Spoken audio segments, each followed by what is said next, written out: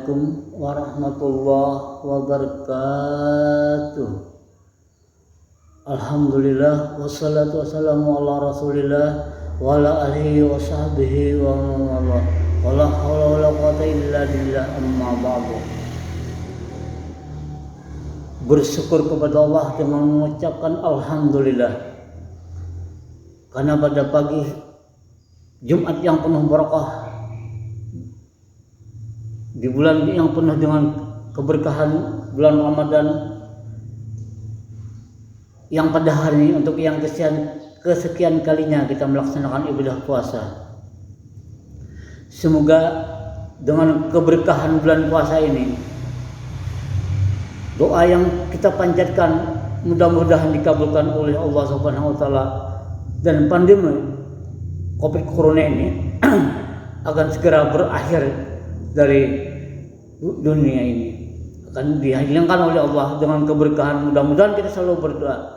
Untuk itulah kita awali pembelajaran daring pada hari ini kita dengan berdoa bersama. Bismillahirrahmanirrahim. Alhamdulillahirabbil alamin. Wassalatu wassalamu ala asrofil anbiya'i wal mursalin sayyidina Muhammadin wa ala alihi wa sahbihi ajmain. Raditu billahi rabba wa bil islami dina wa bi muhammadin nabiyya rasulullah rabbi zidni ilma warzuqna fahma rabbi shrah li sadri wa yassir li amri wa uqdatan min lisani yafqahu bi rahmatika ya arhamar rahimin. Walhamdulillahi rabbil alamin. Alhamdulillah. Mudah-mudahan pembelajaran pagi kita yang kesekian kalinya dalam pembelajaran daring ini diberikan oleh Allah suatu keberkahan, mendapatkan ilmu yang bermanfaat, apalagi kita di sini belajar dalam keadaan suasana berpuasa.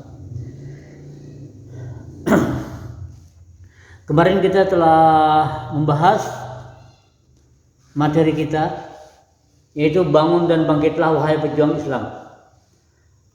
Bangun dan bangkitlah wahai pejuang Islam, di mana tujuan pembelajaran kita adalah mengetahui Islam periode modern. Kemarin yang kita sampaikan mengetahui tokoh-tokoh pembaru, kemudian memahami jenis-jenis pembaru Islam dan memahami gerakan pembaruan terhadap perkembangan Islam di Indonesia, serta menelah perkembangan Islam periode modern ini. Tugas nanti di akhir akan saya sampaikan, saya gabung dengan minggu yang kemarin. Jadi nanti tugasnya itu akan saya gabung menjadi satu nilai. Jadi kalau mereka yang mengirim itu 2, yang kemarin yang hari ini berarti akan saya nilai. Kalau yang 1 nilainya sekian, kalau yang 2 berarti itu yang saya harapkan, berarti mengikuti proses pembelajaran ini.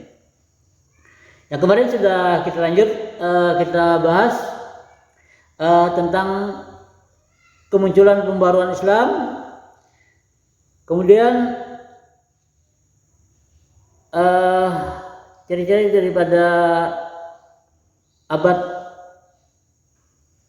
klasik, abad pertengahan, dan sekarang kita akan membahas tokoh-tokohnya pembaru Islam pada masa modern. Perhatikan siapa saja mereka. Ini hanya sebagai pemandu saja. Kalian sambil memperhatikan itu nanti dibaca di bukunya, karena inilah sebagai kita menuntut ilmu. Jadi kalau kita sampaikan secara panjang lebar di sini mungkin ya kelamaan dalam durasi video kita. Yang pertama adalah tokoh-tokoh pembaru Islam pada masa modern. Siapakah beliau?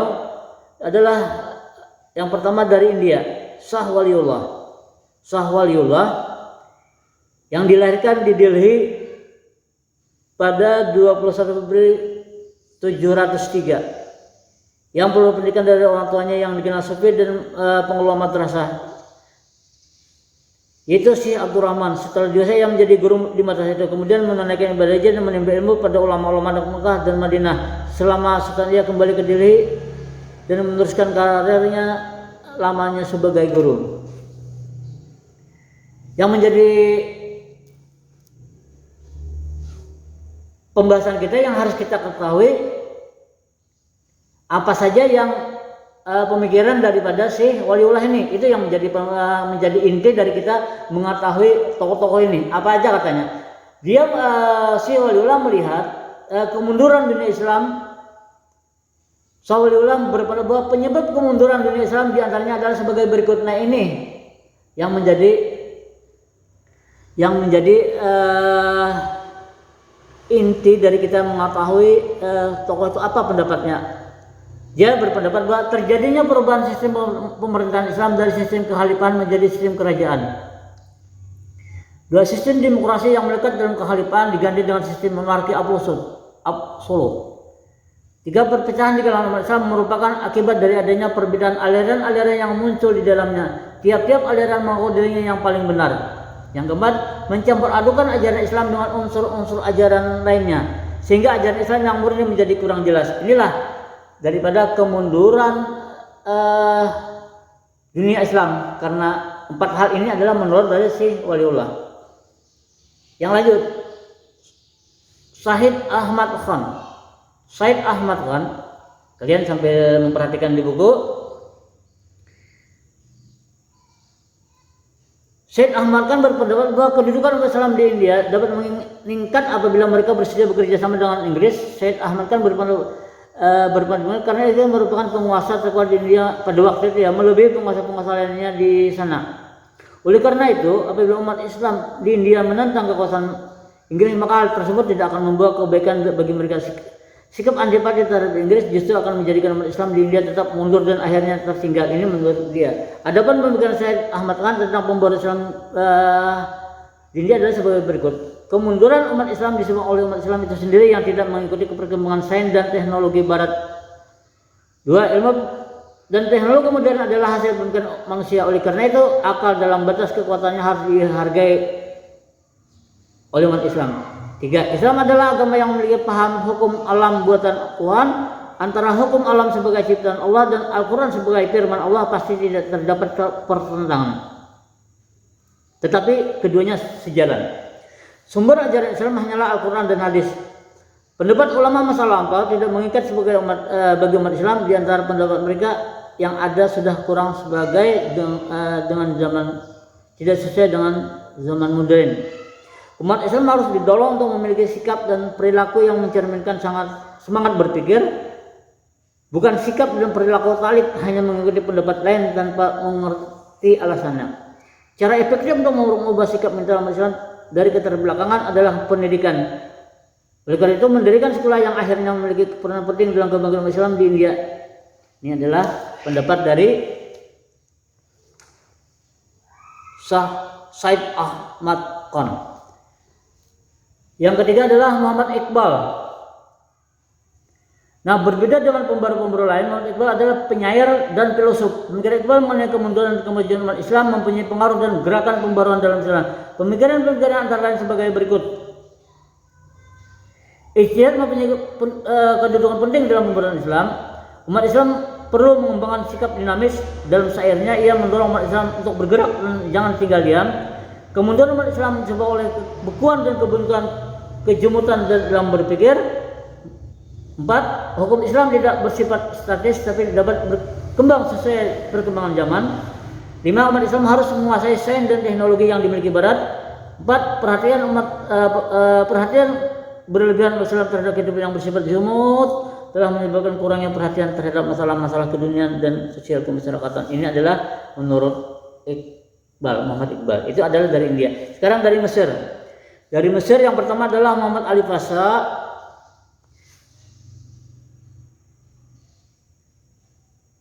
Ali Pasha, ketika Ali Pasha memperkenalkan pendidikan Islam modern, masyarakat Mesir masih menggunakan sistem pendidikan tradisional, yaitu kutab, masjid, madrasah, dan Jami' Al-Azhar, Universitas Al-Azhar. Ilmu-ilmu yang berkembangan di lembaga-lembaga dosen ini hanya ilmu keagamaan saja seperti tafsir, hadis, fikih, dan ilmu tauhid. Nah, ini dia Muhammad Ali Pasha berpendapat demikian. Nah, oleh karena itu ia tidak mengubah lembaga pendidikan tradisional yang sudah ada, tetapi menempuh jalan alternatif mendirikan sekolah modern sendiri. Ide dan tindakan yang ditempuh Muhammad Ali Pasha ini menunjukkan adanya kemajuan di zamannya. Ia berani berbeda dengan merealisasikan pikiran strategi untuk kemajuan umat Islam. Kemudian yang kedua ini juga dari Mesir, Rif'ah Baidawi Rafi Al-Tahtawi. Beberapa pemikiran tentang pembaruan Islam yang diusungnya adalah sebagai berikut. Ajaran Islam bukan hanya mementingkan kesejahteraan hidup di akhirat belaka, tetapi juga hidup dunia. Kedua, kekuasaan raja cenderung absolut, harus dibatasi dengan syariat. Oleh karena itu, raja harus bermusyawarah dengan ulama dan kaum intelektual. Syariat harus diartikan sesuai dengan perkembangan modern. Kaum ulama harus mempelajari filsafat dan pengetahuan modern agar syariat dapat tegak di tengah kehidupan masyarakat modern. Kemudian Jalaluddin Al-Afghani berpikiran beberapa pemikiran Jalaluddin Al-Afghani tentang pembaruan Islam adalah sebagai berikut. Kemunduran Islam tidak disebabkan karena Islamnya, tetapi kemunduran disebabkan oleh faktor yang terdapat dalam umat Islam itu sendiri. Untuk mengembalikan kejayaan Islam di masa lalu dan sekaligus menghadapi dunia modern, maka umat Islam kembali kepada ajaran Islam yang murni. 3. Cara pemerintah autokrasi dan absolut harus diganti dengan pemerintahan demokrasi. Kepala negara harus bermusyawarah dengan pemuka masyarakat yang berpengalaman. 4. Tidak ada pemisahan antara agama dan politik. Rasa solidaritas antara umat Islam, pan-Islam harus dihidupkan kembali. Ini adalah menurut pendapat Jalaluddin Al-Afghani. Jadi kita mengetahui pemikiran dari pembaharu itu selanjutnya yang juga dari Mesir adalah Muhammad Abduh. Adapun ide Muhammad Abduh, pembaruan yang membuat dampak positif bagi pengembangan Islam adalah sebagai berikut. Bentuk Islam masih terbuka. Islam adalah ajaran rasional yang sejalan dengan akal. Kekuasaan negara harus dibatasi oleh konstitusi yang dibuat oleh negara yang bersangkutan. Kemudian yang kelima ya, Muhammad Rashid Ridha. Muhammad Rashid Ridha adalah murid Muhammad Abduh yang paling dekat. Ya, jadi ada tadi Muhammad Abduh yang keempat tadi. Ini adalah murid dari Muhammad Ridha. Apa pemikiran daripada Muhammad Rashid Ridha ini? Pemikiran Ridha tentang pembaruan Islam ada sebagai berikut. Di tengah kehidupan umat Islam harus ditumbuhkan sikap aktif dan dinamis. Umat Islam harus meninggalkan sikap dan pemikiran kaum fatalis. Jabariyah itu kaum yang hanya berpasrah pada keadaan. Jadi fatalis itu adalah berpasrah diri pada keadaan, tidak ada berusaha. Ini adalah sangat keliru dan tidak dalam hukum, dalam ilmu mazhab kita adalah ini hukumnya haram. Harus berusaha, harus berikhtiar. Itu namanya fatalis. Akal dapat dipergunakan untuk menafsirkan ayat dan hadis tanpa meninggalkan prinsip umumnya. Umat Islam harus menguasai sains dan teknologi. Kemudian kemudahan Islam yang dimulai karena adanya unsur ajaran bukan Islam yang sudah masuk terlalu jauh ke dalam ajaran Islam, sehingga ajaran Islam di tengah kehidupan umat Islam tidak murni lagi. Nah, ini adalah pendapat dari pemikiran Rashid Ridha. Kemudian tadi India, Mesir, yang ketiga adalah pembaru dari Turki. Yang pertama adalah Sultan Mahmud II. Di antara pemikirannya adalah menerapkan sistem demokrasi dalam pemerintahannya, menghapus pengutusan sultan yang dianggap suci oleh rakyatnya, memasukkan bidang keilmuan umum, kemudian mendirikan sekolah maktibi ma'arif untuk mempersiapkan tenaga administrasi, dan mendirikan maktibi untuk mempersiapkan tenaga ahli penerjemah, kemudian mendirikan sekolah kedokteran, militer dan teknik. Ini adalah Sultan Mahmud II. Yang kedua adalah Namik Kemal. Pemikirannya adalah ini ada 5. Bisa kalian baca sendiri untuk mempersingkat. Di antaranya saya sampaikan satu. Kondisi ekonomi dan politik kerajaan Turki Utsmani tidak biar solusi yang ditawarkan adalah perubahan sistem pemerintahan absolut menjadi pemerintahan konstitusional.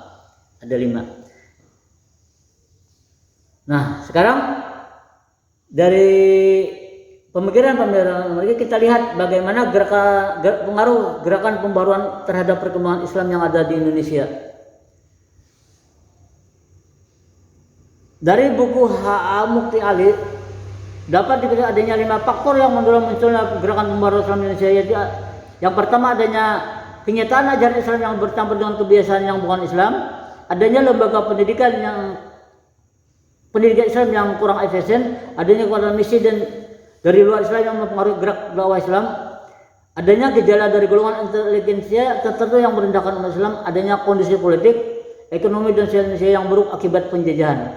Ini adalah keterangan dari Mukti Ali, pengaruh dari gerakan pembaru Islam. Kemudian melihat daripada 5 realitas tersebut, maka para ulama pembaru Islam melakukan 5 gerakan besar pembaruan. Yang pertama adalah membersihkan Islam dari Indonesia dari pengaruh kebiasaan yang bukan Islam, mereformasi doktrin Islam dengan pandangan dan alam pikiran modern, mereformasi penafsiran ajaran dan kondisi pendidikan Islam. 4. Mempertahankan Islam dari desakan-desakan dan pengaruh kekuatan luar Islam. 5. Melepaskan Indonesia dari belenggu penjajahan. Itulah solusi daripada pendapat dari Haji Ahmad Mukti Ali tentang pembaruan yang ada di Indonesia.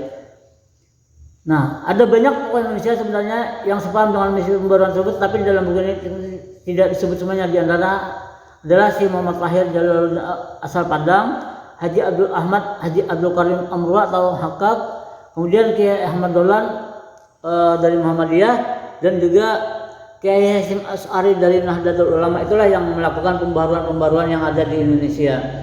Alhamdulillah kita sampai sekarang bisa melihat daripada kemajuan-kemajuan dari organisasi dua ini, dari tokoh-tokoh yang ada, khususnya adalah Kiai Haji Ahmad Dahlan dari Muhammadiyah dan Kiai Haji Hasyim Asy'ari, itu adalah yang mendirikan Nahdlatul Ulama. Itulah pembaruan yang dilakukan oleh mereka. Jadi bukan memperbaharui agamanya, tapi adalah semacam sistem ajaran-ajaran yang telah menyimpang dikembalikan kepada yang sebenarnya, yang telah bercampur dengan ajaran-ajaran lain dikembalikan dengan sesuai dengan Islam yang murni. Itulah proses maksud daripada pembaharuan Islam. Jadi bukan, ini sudah saya sampaikan di depan tadi di awal-awal kemarin ya. Nah, sebagai akhir dari tugas kalian perhatikan jadi ada 2 tugasnya. Yang kemarin sama ini nanti akan saya jadikan satu, nilainya itu akan saya gabung jadi satu aja soal nilainya. Kalau yang kemarin sama ini nilainya beda nanti, tapi kalau ini aja juga beda. Tugas kalian adalah perlu dicatat, perlu diingatkan tugasnya. Sebutkan tokoh-tokoh pembaru dari India, dari Mesir, dari Turki, dan dari Indonesia. Saya ulang sekali lagi tugasnya, sebutkan tokoh-tokoh pembaru dari India, dari Mesir, dari Turki, dan dari Indonesia. Tadi sudah panjang lebar, tidak usah menyebutkan pemikirannya, hanya menyebutkannya saja. Mudah-mudahan kalian bisa menyimak dari pertanyaan saya ini dan menjawabnya. Mungkin sekian saja pertemuan kita pada kali ini. Mudah-mudahan Allah memberikan ridhonya dan memberikan keberkahan kita menuntut ilmu di bulan Ramadan ini. Kita memberikan semangat, tetap semangat dalam menuntut ilmu. Bangun kita wahai pemuda untuk membangun negara kita, bangsa kita, dan agama kita. Akhirul kalam. Wassalamualaikum warahmatullahi wabarakatuh.